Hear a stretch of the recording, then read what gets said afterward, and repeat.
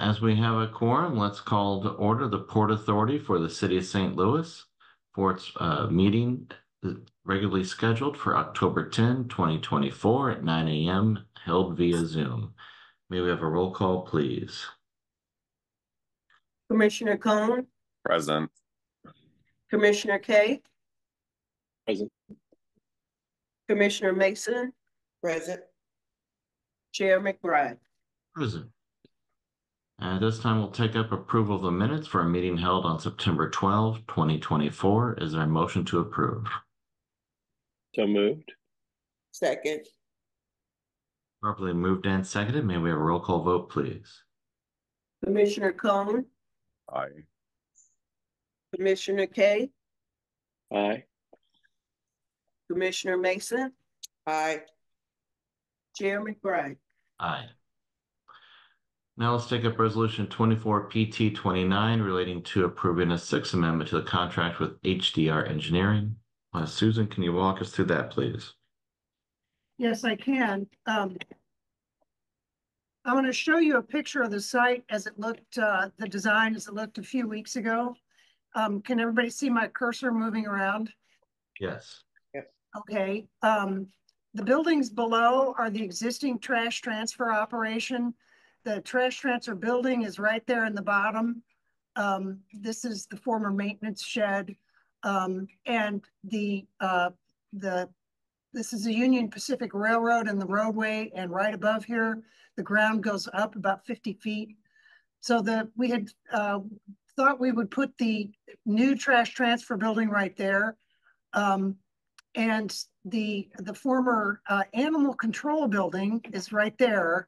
And we're going to be able to take that down and put all the residential stuff up there.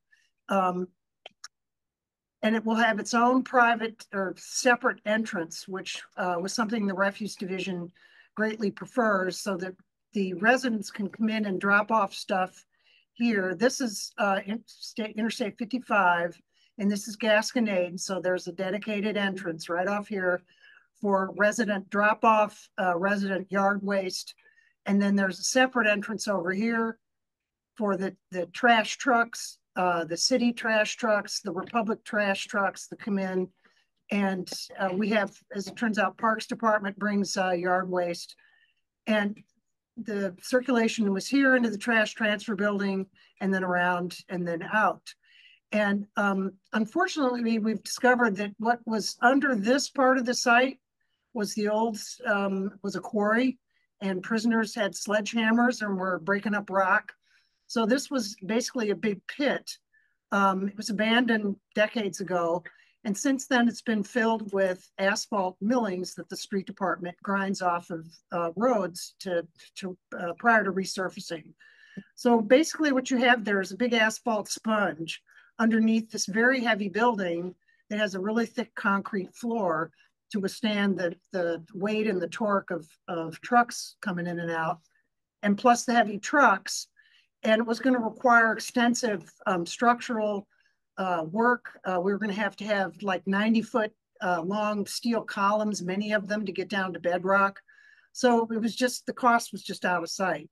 And so what we've done is, and how do I get to the next? So what we've done is, hold that thought. Basically what we've done is flipped it. So now here's the trash transfer building. So now it's no longer over the sponge, and it's on solid ground, which will greatly reduce our cost, our structural cost. It's still the same idea of the separate entrance over here for garbage trucks, Republic trucks, only this time they come in and they rotate around this way and come through this way. So it's saving us quite a bit of money, the construction cost.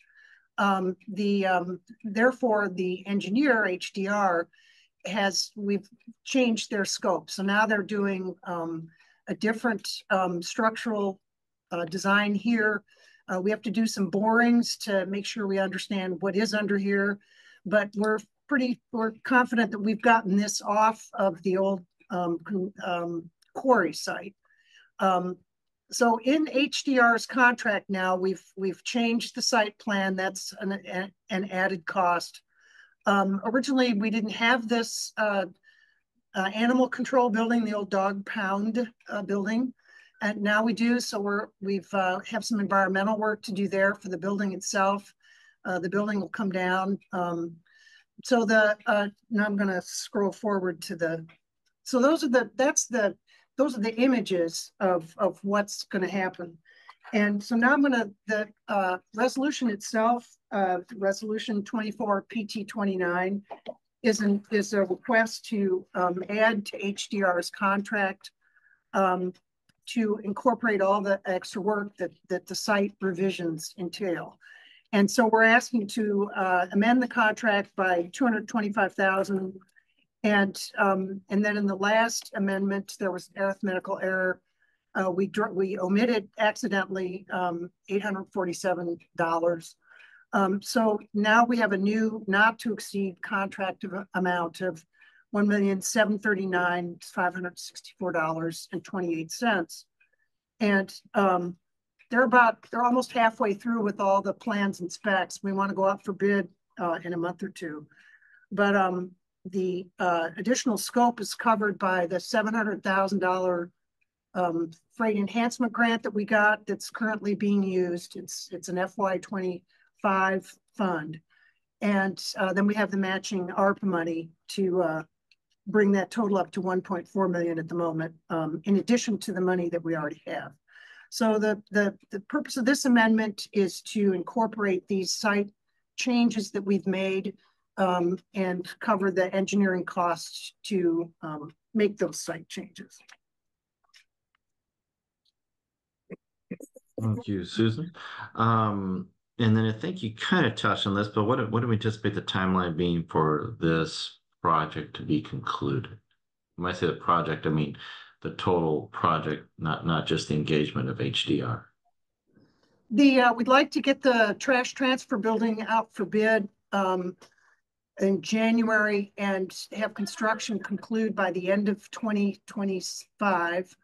And the ARPA money goes till the end of 2026. So we're in line with our funding. And while that trash transfer building is being constructed, we can be taking down the dog pound building. So demo and construction should conclude by the end of next year. And do we have any unencumbered ARPA dollars in support? The original ARPA grant was 5.76 million. We've used up probably half, 500,000 or so. So there's still that 5 million, and the idea is to spend that as we go. So it keeps current with the other grants that we get and with the work being undertaken. Any questions for Susan on this resolution? I have a question. Susan, you mentioned to the existing dog pound structure that there needs to be some environmental work. What do you mean by that? The building is up here, and it may or may not have asbestos pipe insulation. That's really the main thing. There's no underground tanks or anything like that. So that's the kind of environmental stuff we would be looking for. Thank you. Anything else for Susan? Yeah, it's Alderman Cone. Please proceed, Alderman. So I'm just curious, Susan, the new layout, the trucks that would be full of whatever they're dumping are going to be still driving over that slurried area, the asphalt sponge. Is there not a concern that the weight of those vehicles is going to still put pressure on the ground since they'll have all that tonnage on them still? Yes, they will be driving over the squishy ground.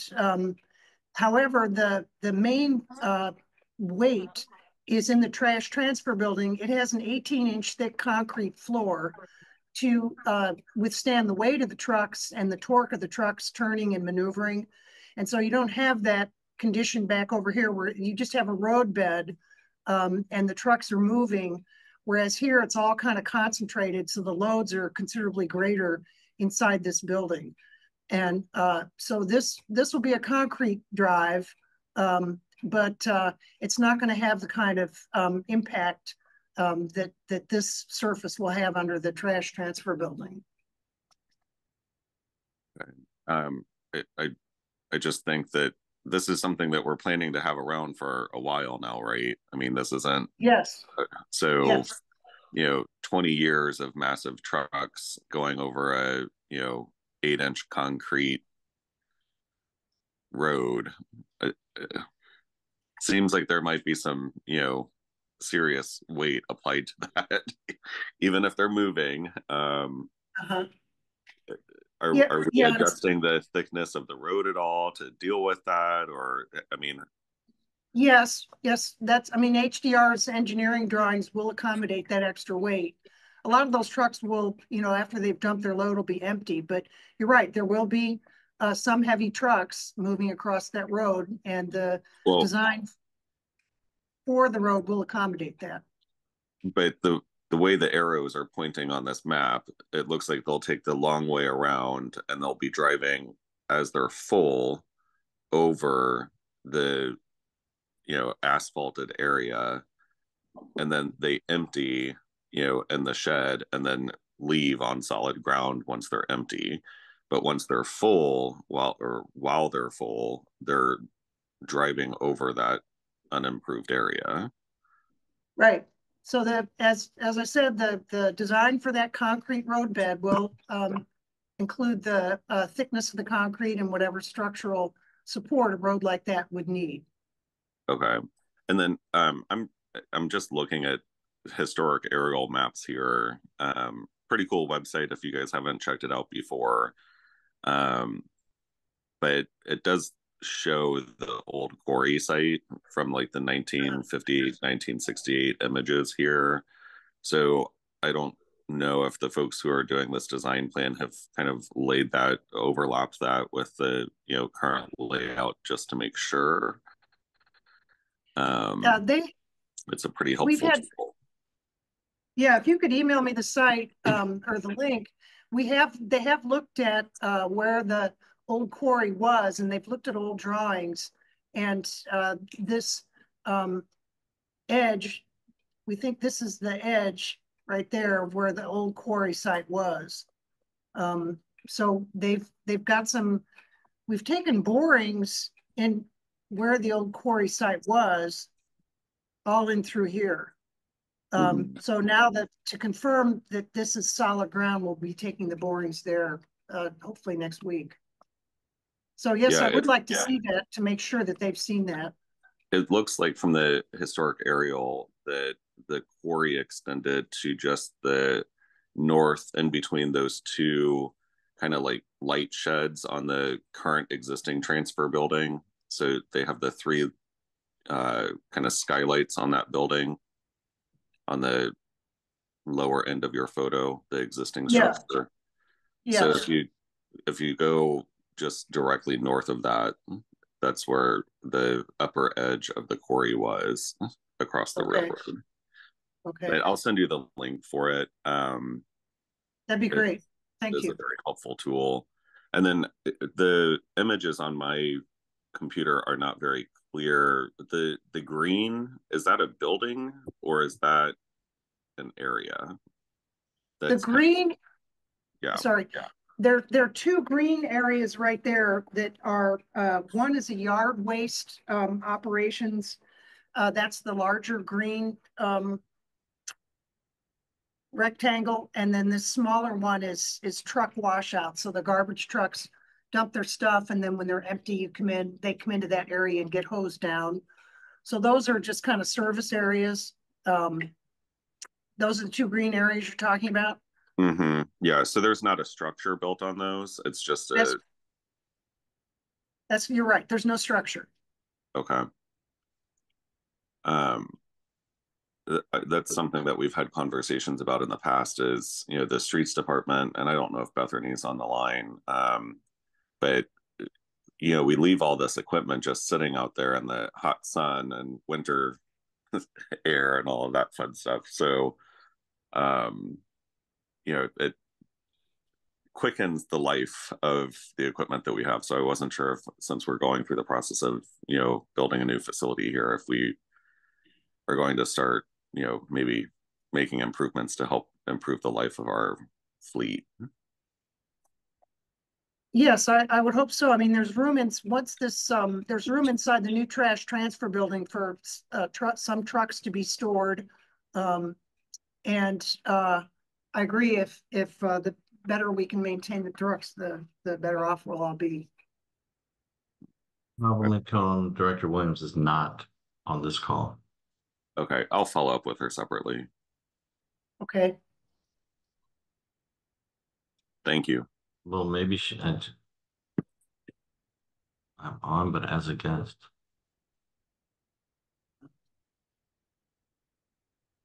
Who's BG? That's not Bethany Williams.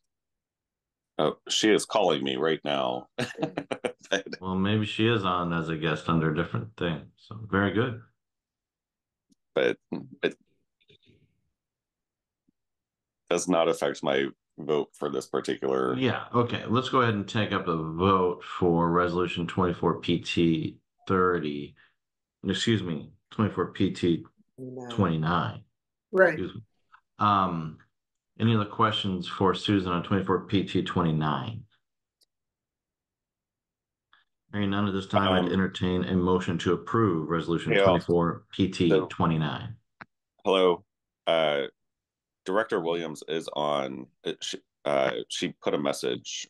Sorry, Mr. Chair. Okay. I don't know if we And need to transfer her. so she is under the as BWAKA. Correct. Yeah. Yes. Okay, well, let's go and I recognize Director Williams' hand. We've got her shifted over. So, but you're muted. Hello, I'm not for sure what's going on. I'm probably on my personal Zoom account, but I cannot, like, I can't find the link to get into the. You're in now. Yeah. You are in now on the panelist side of the Zoom meeting. Bethany, did you have anything to add to the discussion? Were you able to hear the discussion, and do you have anything to add to it or any questions for Susan? Actually, I did not. I heard her talking about it. I heard the discussion, but whatever. Yeah, it is what it is. Go ahead. Okay. At this time, then I'd entertain a motion to approve Resolution 24 PT 29. So moved. I was second. Moved and seconded. May we have a roll call vote, please? Commissioner Williams, I'm going to abstain because I don't know what I'm voting for. So go. okay. Commissioner Cone,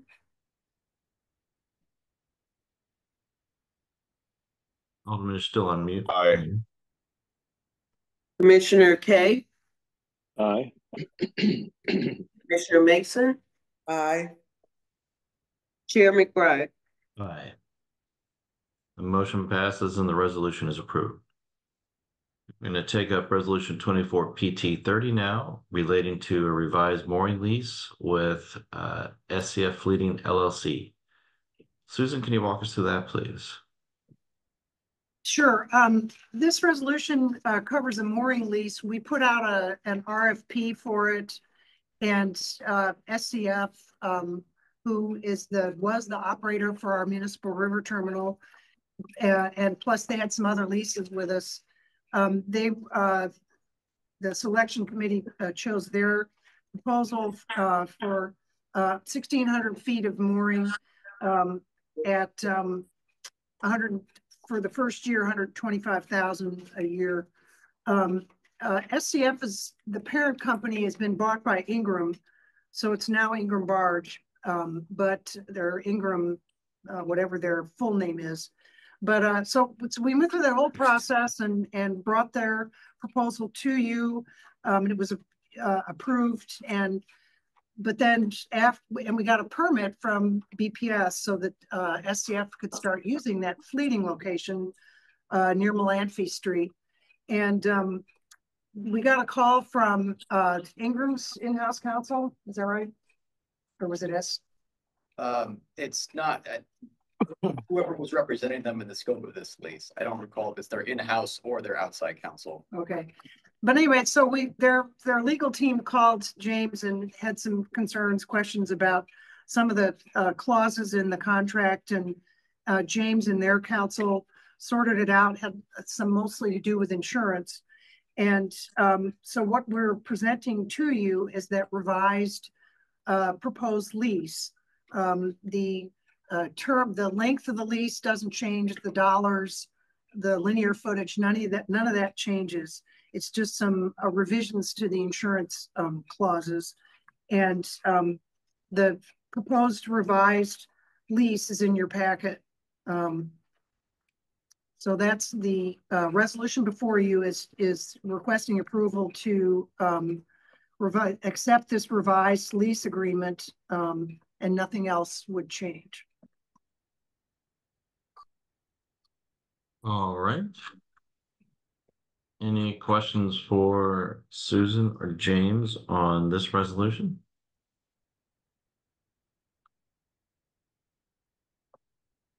Let's see any hands raised.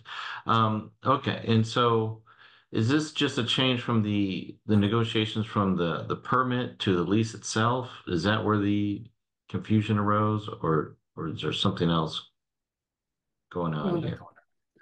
Yeah, after SCF and Ingram's law department got their hands on the copy and reached back out to me, their concern was that some of the provisions of the lease did not accurately reflect the scope of activities on the leasehold.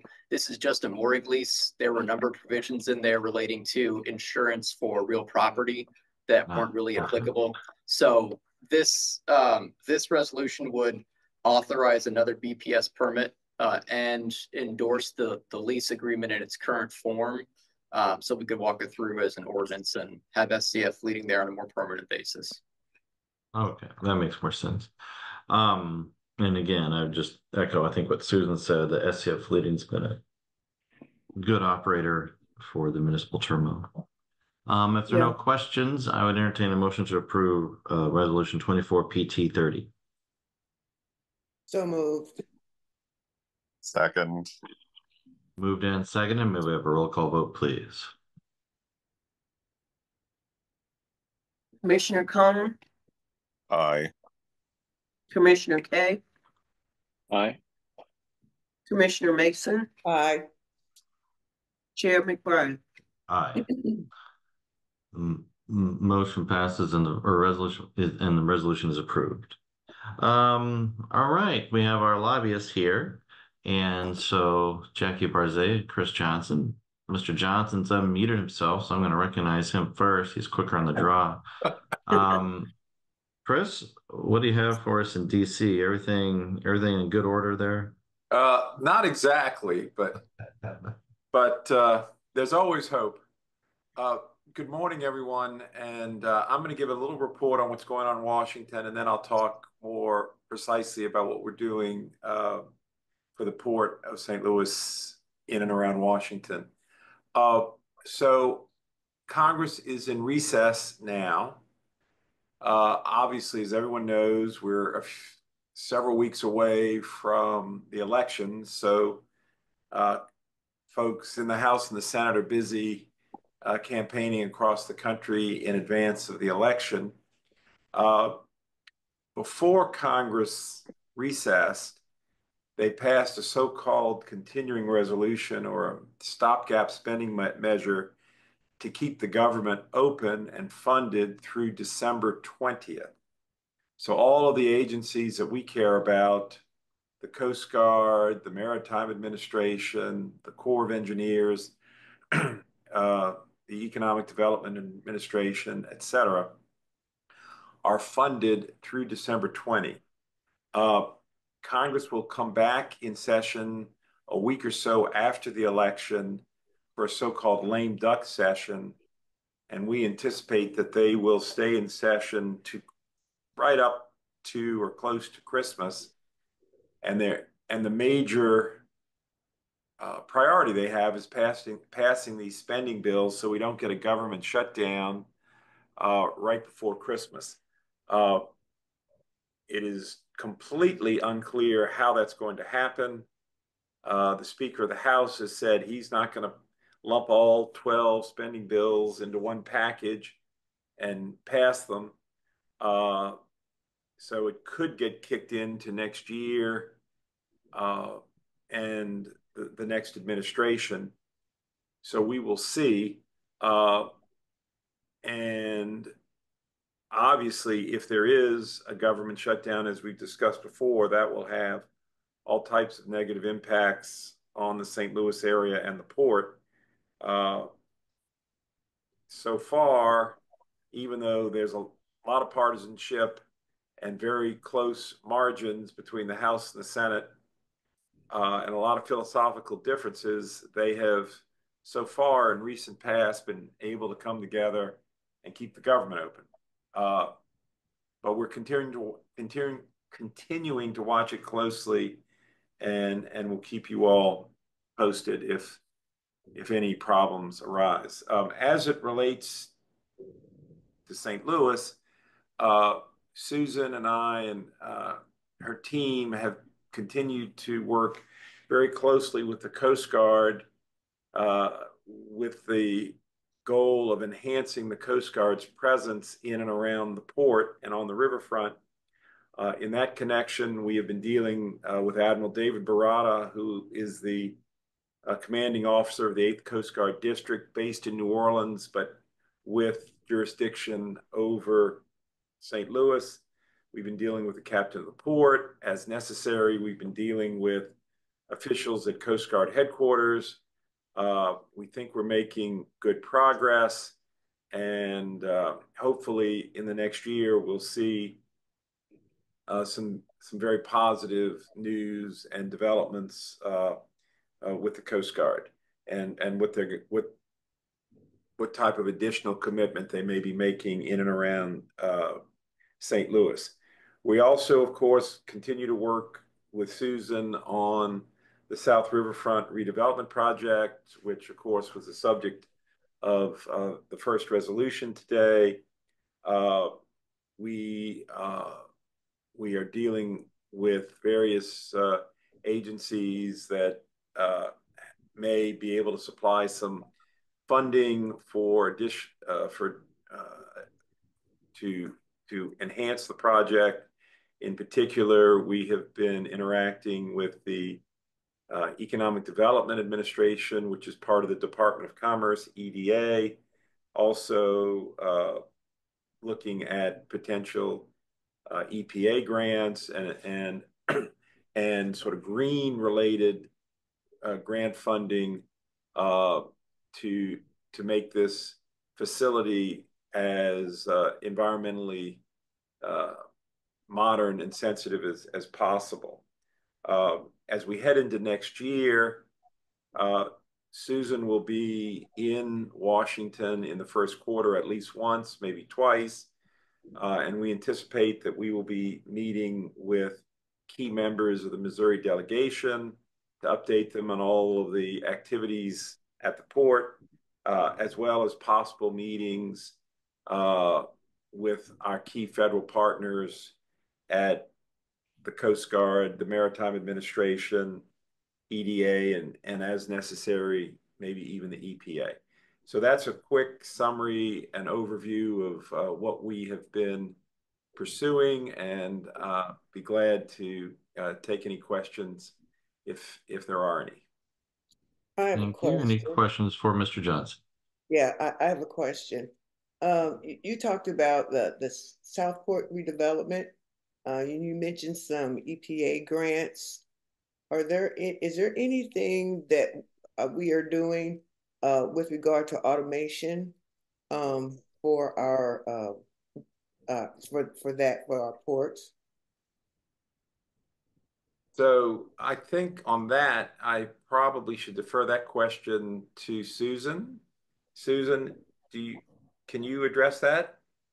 Yeah, as far as automation goes, I mean, the trash trucks have drivers that pull in and you know, dump their garbage and then exit the building. So we're looking more at things like, can we get a green roof on that building?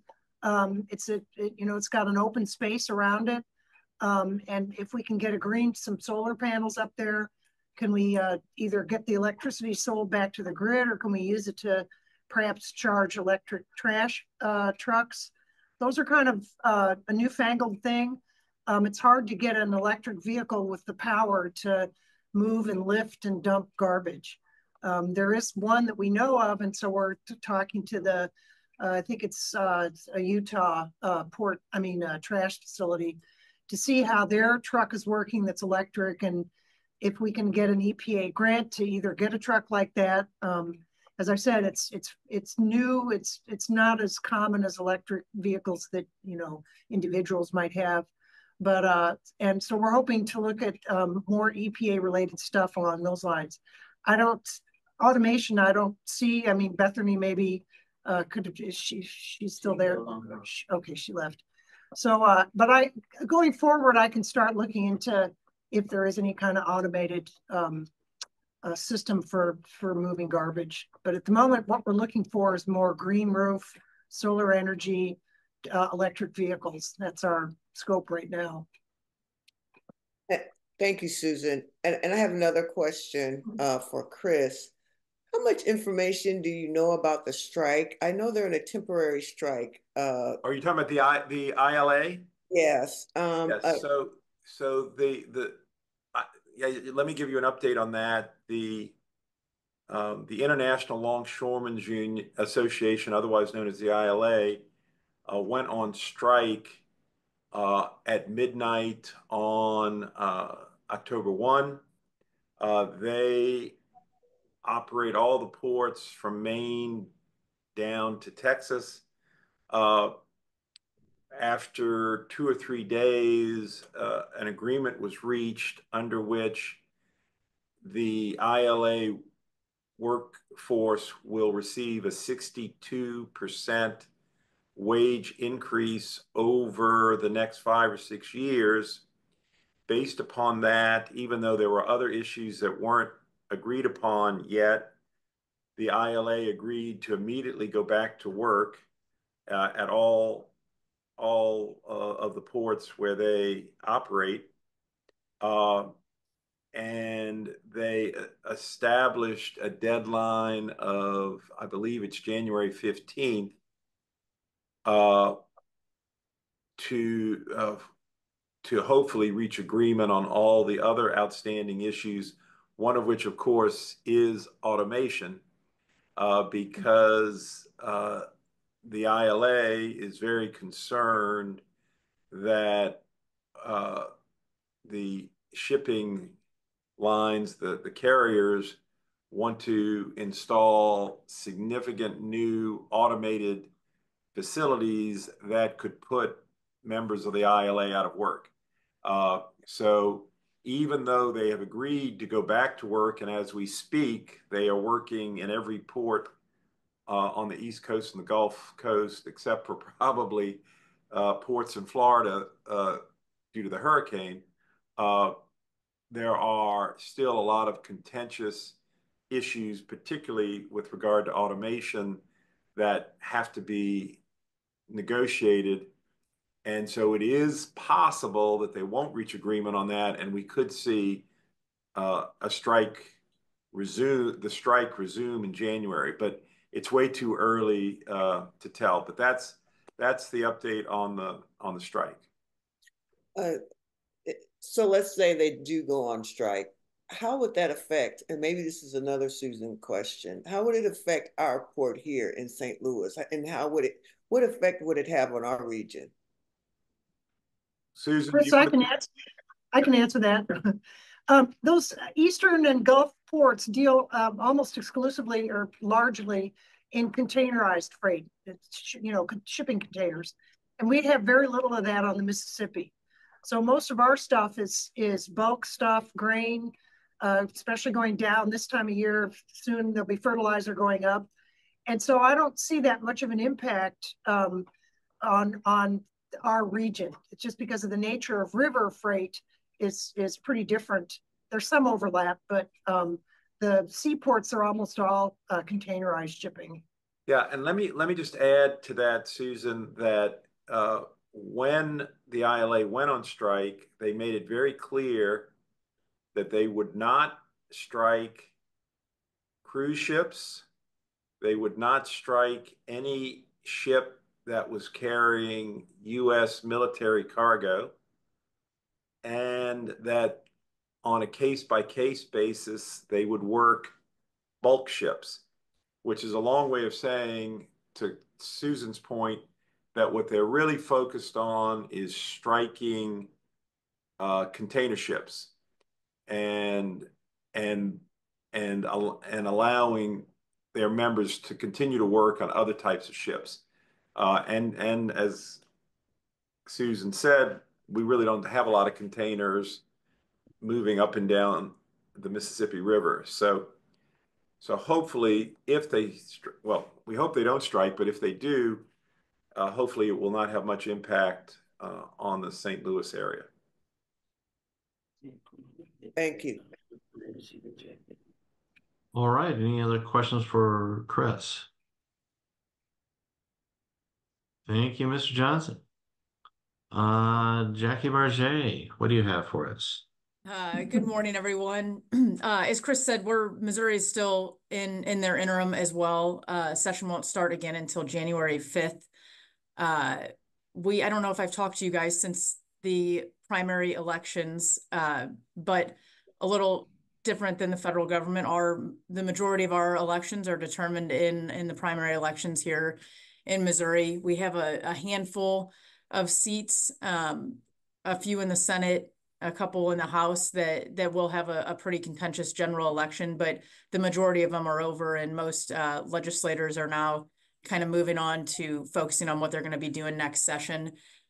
We have a significant amount of turnover this year in our legislature. We'll have about at least 10 new senators out of our 34 senators and minimum 50 new representatives coming into the House, which just means that's a lot of education for a lot of people, making sure everyone coming in knows our issues, knows what's going on. I've been meeting with a lot of, especially the St. Louis area folks, in some of the rural area, new people that are really close to other ports about our port fund fix that we're going to be working on next year. Thank you all for approving the resolution last meeting to make sure that lease agreement could go through, and hopefully we can fix that next session so you don't have to continue to do that moving forward, and we can use state funds.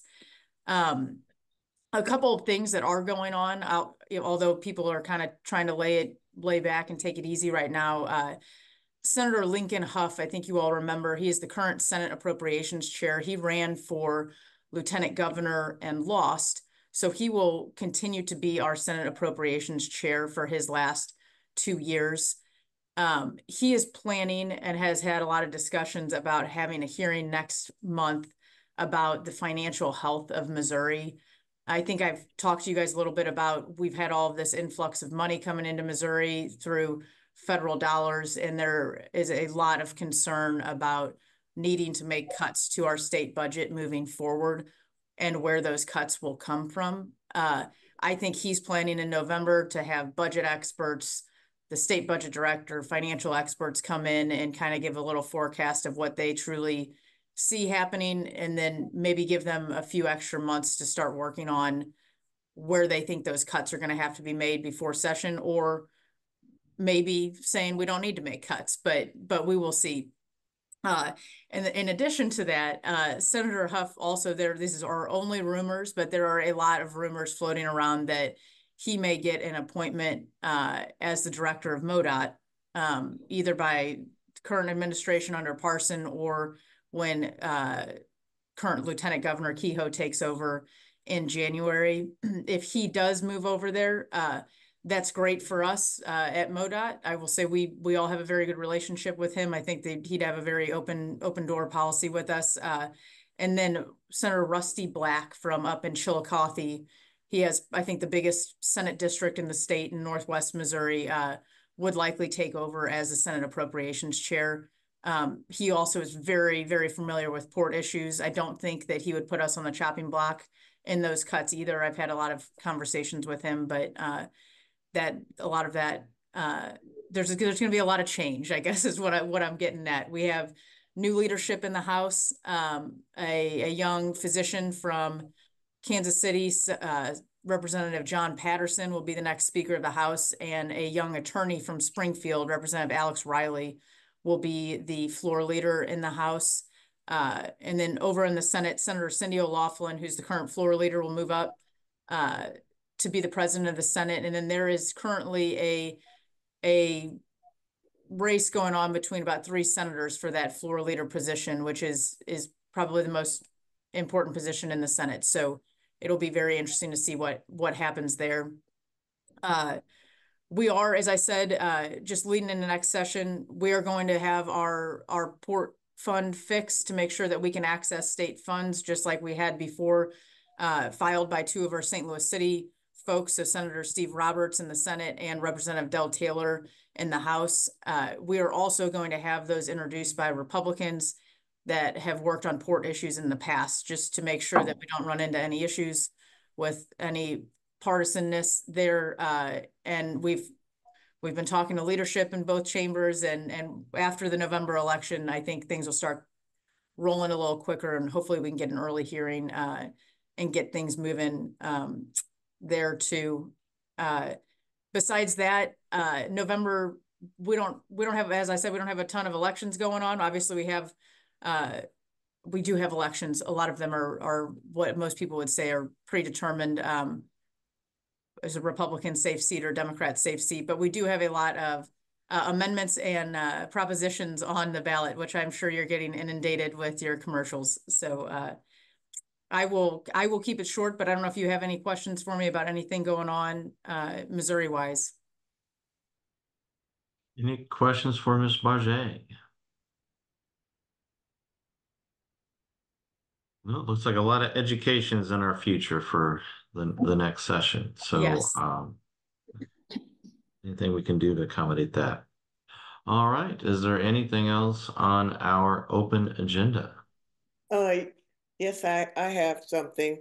I'm Facebook friends with Elliot Davis, and I'm not really sure of the date of this posting, but I did notice it this morning. He was talking about the Viking Missouri River Cruise, and he was actually singing its praises. However, when he panned out to a wide shot, the port, the area was just littered with river debris. It looked really bad. And what's even more heartbreaking is when you scroll down to his comments, people were just commenting on how bad it looked. So again, I haven't been down to the riverfront recently, and I don't know what this date was. If somebody could check that out, because maybe it'd be possible if our streets department could be on the same schedule as those river cruises, and before they come in, and just go down there and check to see how the riverfront looks, so we can avoid another eyesore like I saw on Facebook. Yeah, I think that would be what I understand, Susan, that the streets comes in after there are high water incidents. Is there any other schedule, such as Commissioner Mason has suggested? No, there used to be. Once over. No, I don't believe the street department has such a schedule. There's some private entities, St. Louis Parking is involved, and sometimes they'll come in and clean up because they block off a part of the levee for parking for the incoming visiting cruise boats. But I agree. I mean, it's not good to see all the trash and stuff. As it so happens, I'm going to be walking down around the Port Cochere and some other places Friday, and I'll see what's there. The cruise season ends like in a week or two. I think we have 1 or 2 more boats, and then we're back to we wouldn't start up again until I think June of next year.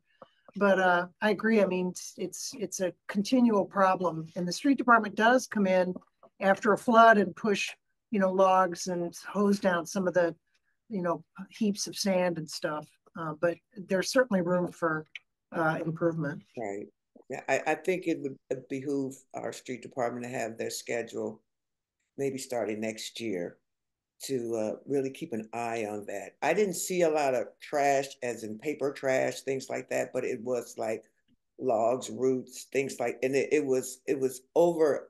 It encompassed the parking area. It was a lot. Sure.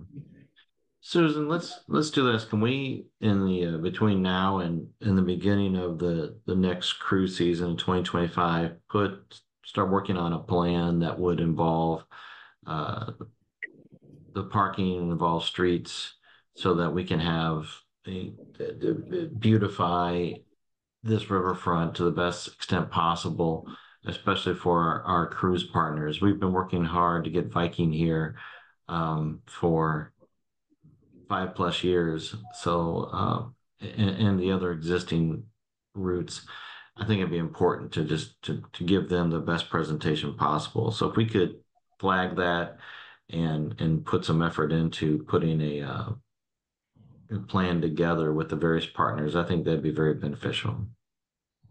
Yeah, as it so happens, Gateway Arch Park Foundation, which is mostly handles things that like up near the old courthouse and Keener Plaza. They've gotten back in touch with Michael van Valkenburg, and they're looking at ways to improve the whole approach to the arch along the levee along Lenore K. Sullivan.